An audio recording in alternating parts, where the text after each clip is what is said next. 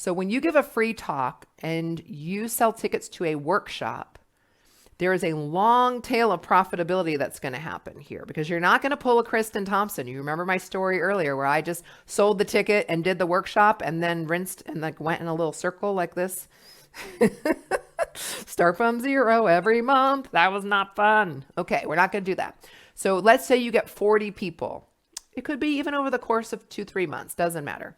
You get 40 people into your workshop. That generated $12,000 just off the ticket sales. Great.